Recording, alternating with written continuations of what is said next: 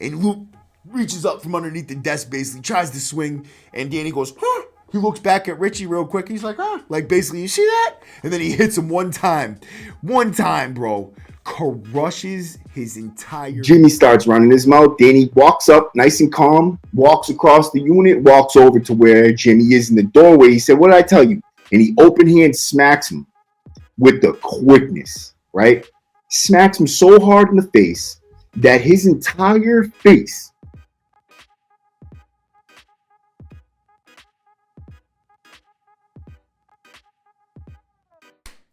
Welcome back to the W Number. Got another banger for you today, man. Bro, today I'm going to get into a story about one of the scariest dudes when it comes to power and punching and just toughness altogether that I've ever met in my life. This dude's name is Danny Brunell, right?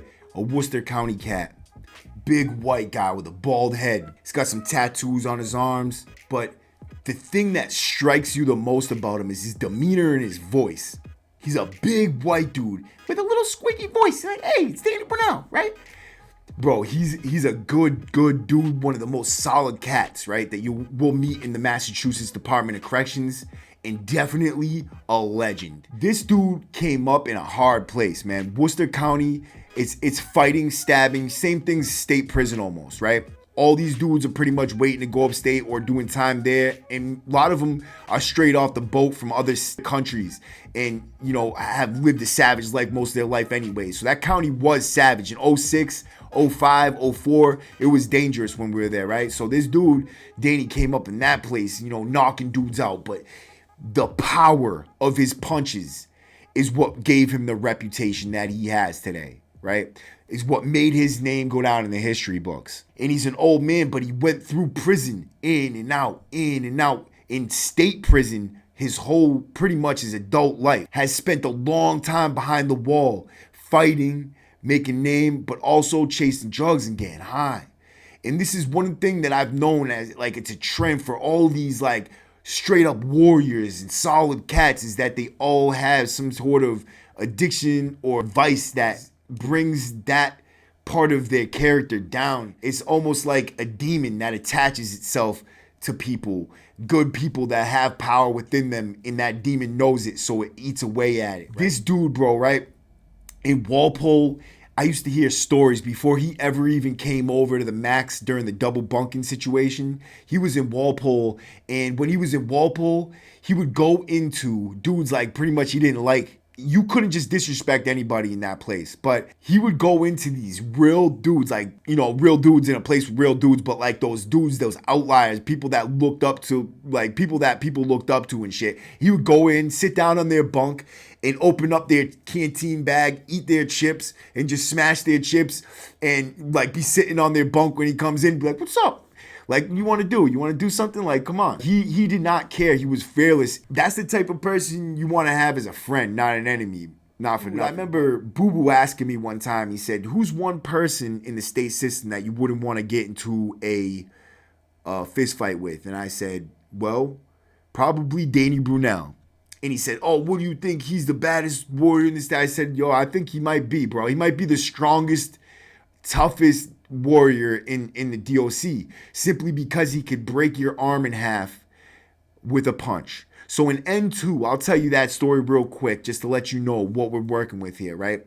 In N2, back in like 2011 or 12, on my first bid, we're in the cell, we're all on the block hanging out, and this kid, he knows Danny's reputation for having these crazy punches and being a strong dude, bro, right? And so he tells Danny, like, let's go punch for punch. And so Danny's like, all right, let's do it. He's like, you first. But he, with his little voice, like, yeah, let's do it. You first. So the kid's like, all right. So Danny sits there. He doesn't even flex. He doesn't, like, try to, like, muscle up to, like, protect his arm from the punch. He doesn't do anything. He just stands there. The kid's like, you know, he doesn't know how to take that. He's just like, I can see him lying. Punches him with everything he has, right? He's like, oh yeah, you gotta go. And Danny just looks at him, right? Didn't even move, budge, nothing, dude. Not flinch, nothing, right? And he's like, okay, my turn. And then he snaps off a punch without even thinking, dude, right?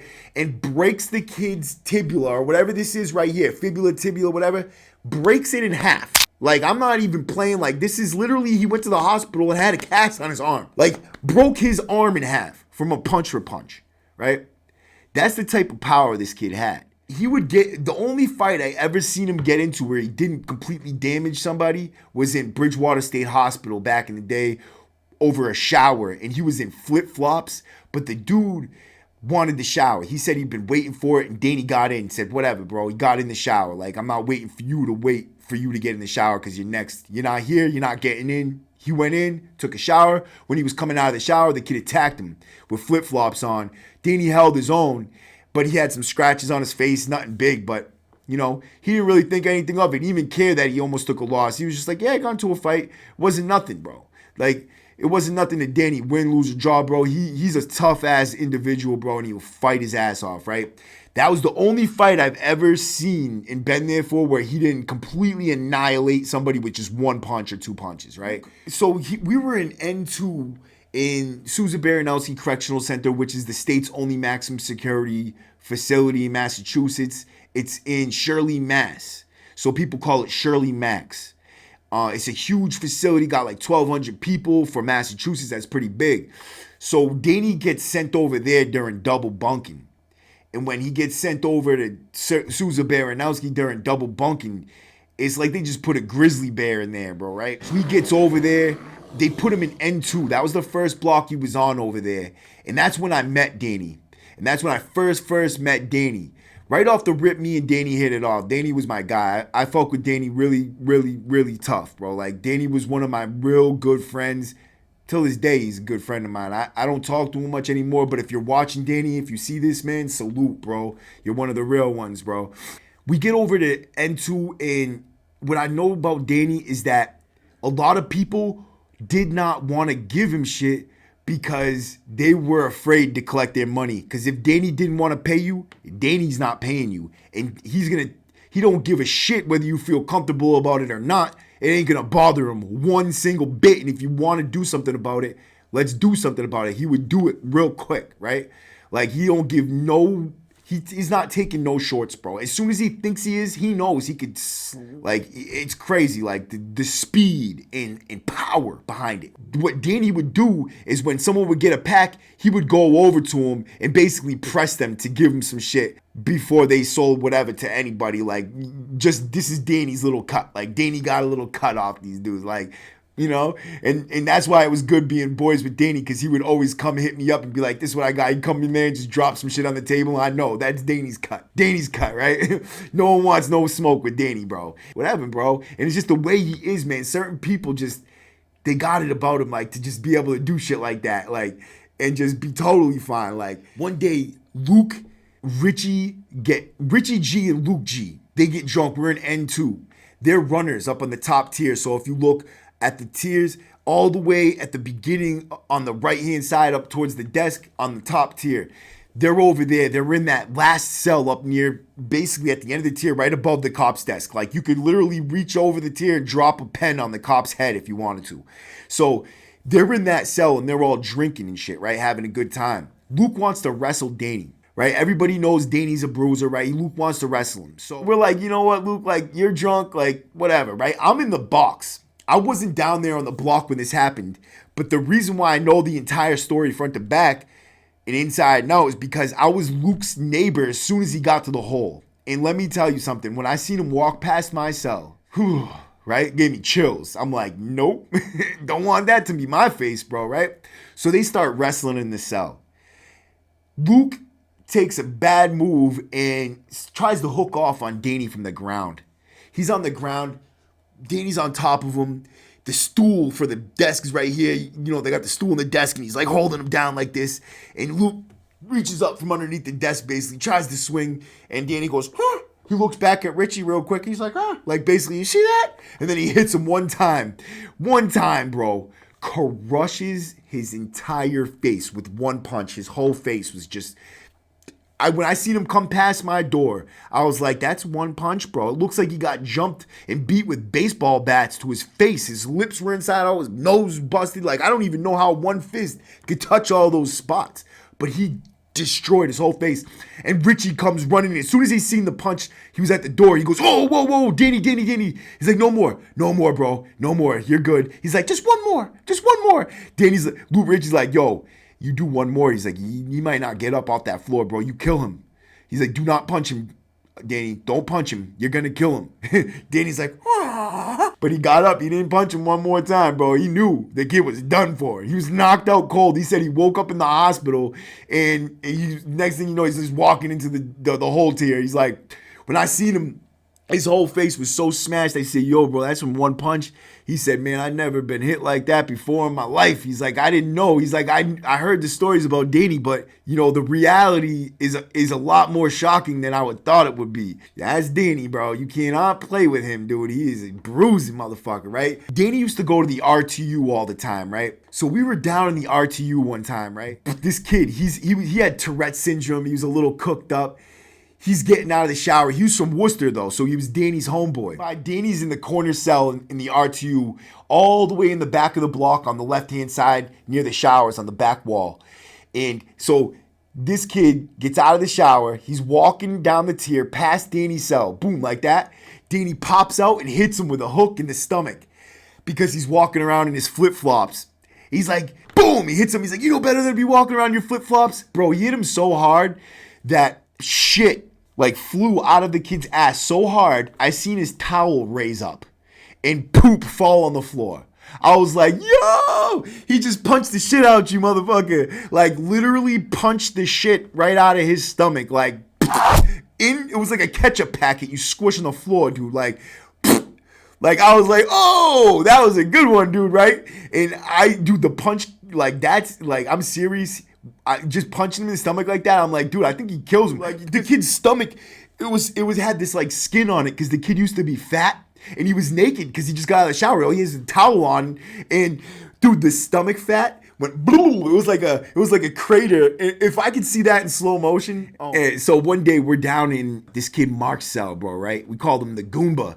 Because like Mario, he looked like a Goomba, like the little fucking things with the little heads and shit.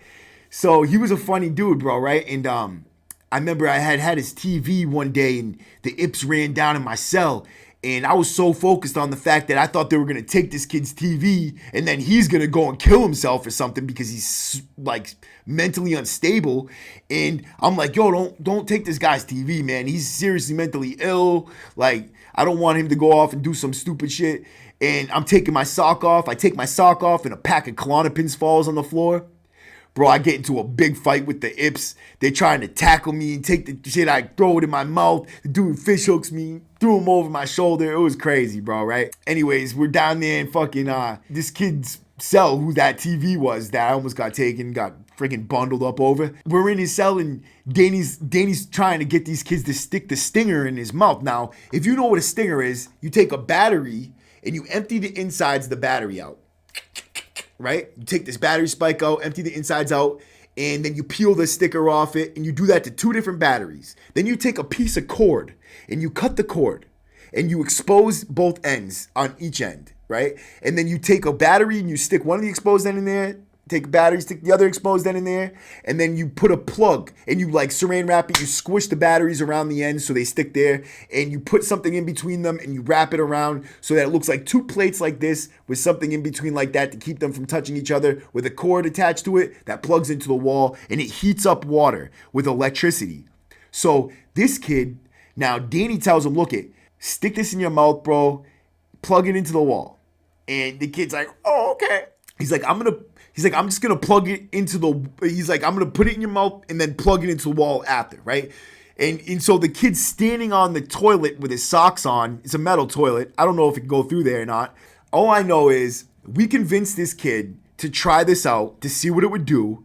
And he thought it would be funny. Dude, as soon as we plugged the stinger in the wall, bro, it was like smoke came off the fucking guy's head. Like, he blew off the fucking toilet. He's like, I can't feel my face. My face is numb. It was a huge bang, not for nothing. It was like, bang! It was like the socket popped, like, immediately. As soon as it plugged into the wall, it was like, wall. The kid flew off the fucking thing, hits his back on the ground, gets up. He's like, my face, I can't feel my face. And me and Danny are sitting there dying laughing. Danny starts beating on him. I'm like, Danny, stop, bro. That's messed up.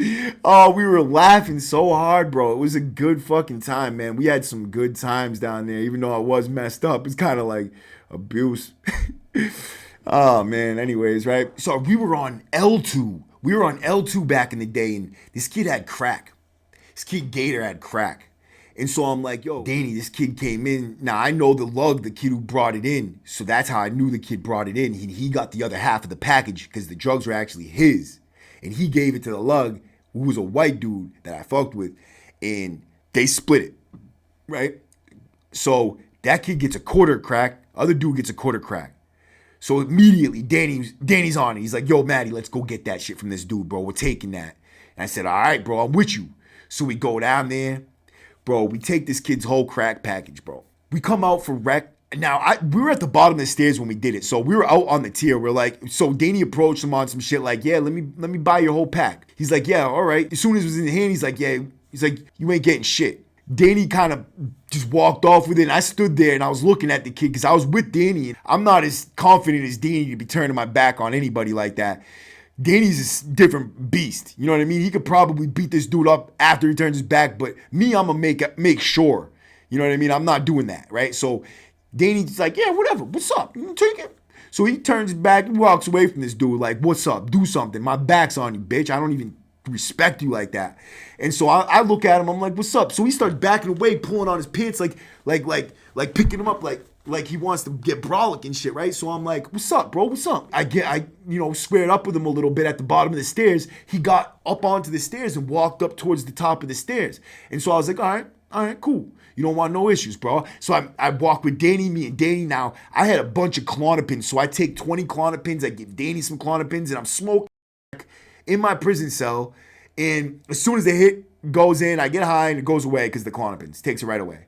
So me and Danny out. I'm throwing crack rocks on the tier. I'm throwing real on the tier because everybody on the block's all cracked out.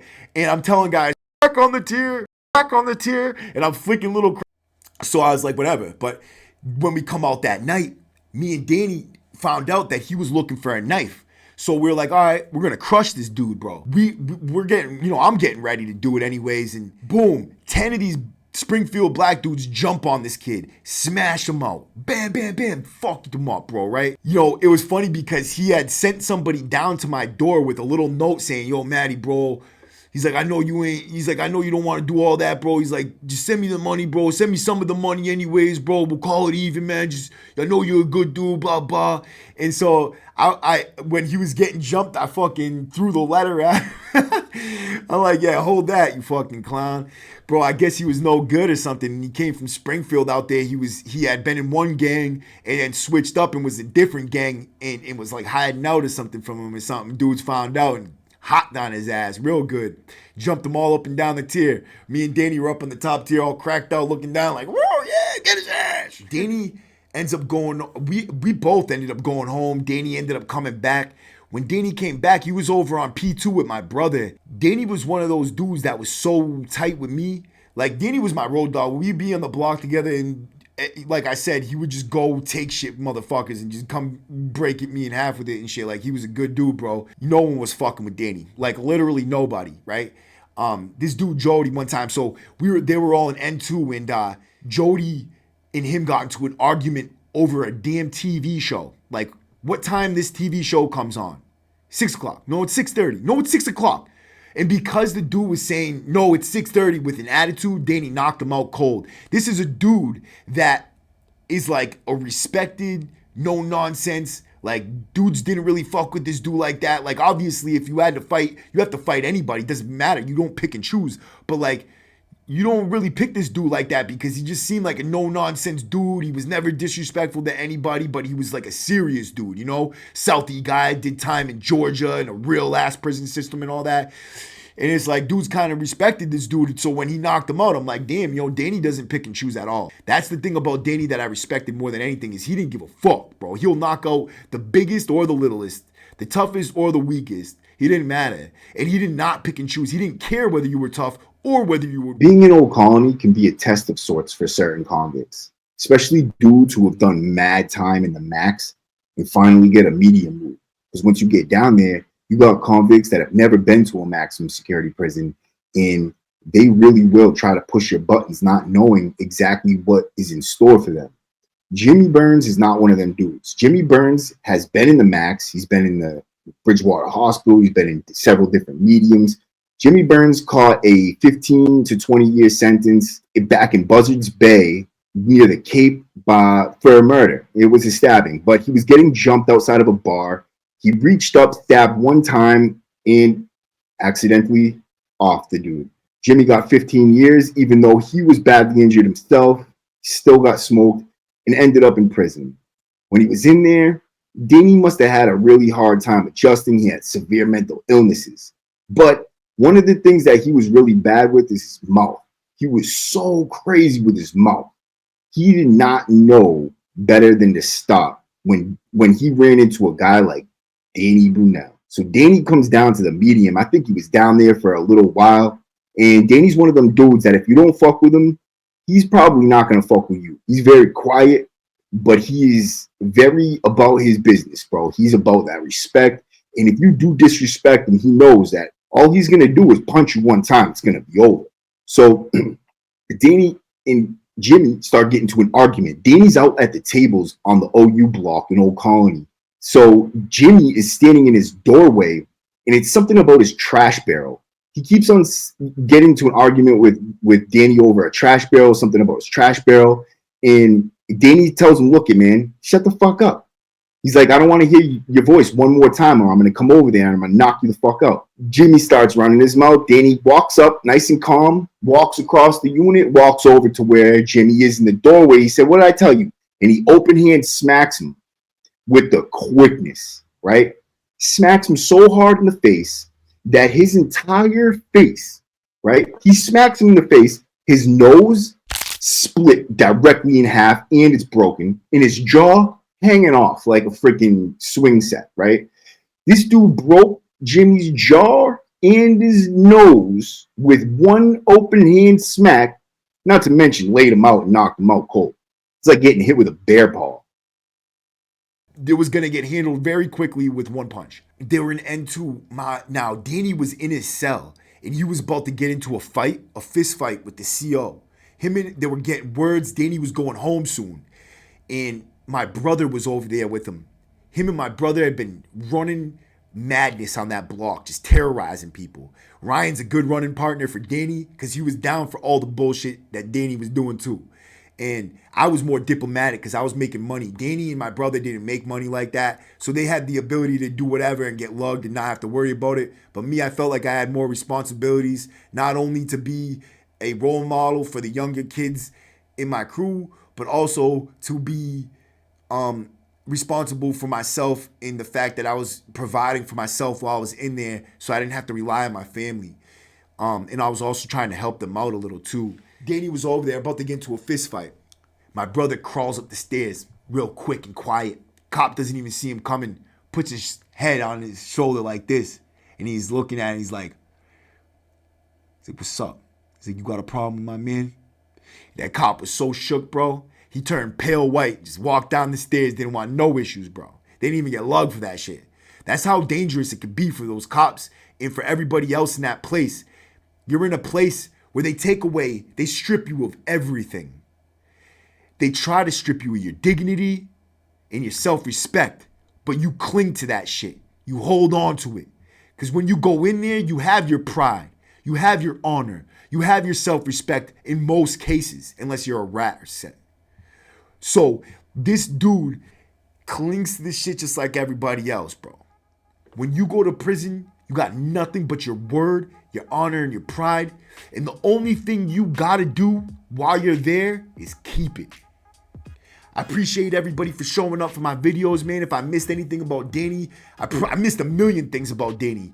There's so much to talk about with Danny. There's so much to talk about with every con that if I was to tell you the whole, every little thing for every little story, we'd be here all day. This dude really was the quickest, hardest hitter I've ever seen in my life. And I couldn't even tell you just how scary it is to see it happen with your own two eyes because you can't comprehend it unless you've actually been there and been through that shit with him. Because I couldn't even imagine it until I seen that punch snap off and how powerful it hit and the damage it does right away. I wouldn't believe it. Danny was on the stairs in Old Colony Correctional Center, and this kid Ian and him had words. Ian was like a shorter dude, stocky kid. Him and Ian had words, and he hit Ian so hard he woke up in the hospital. And that's just a constant thing. Every person I've ever heard Danny get into it with like that, that's what happens. But you know what? Appreciate everybody for showing up. God makes warriors of all kinds for every situation. He made you important just like he made everybody else important, right? All these dudes that tell stories that are legends, you could be a legend too, bro. It's all about what you do and what you make out of your life. Are you gonna be a legend? Are you gonna be a nobody, man? Make something different, make something new, create and build something positive. That's all I gotta say, man. W number out.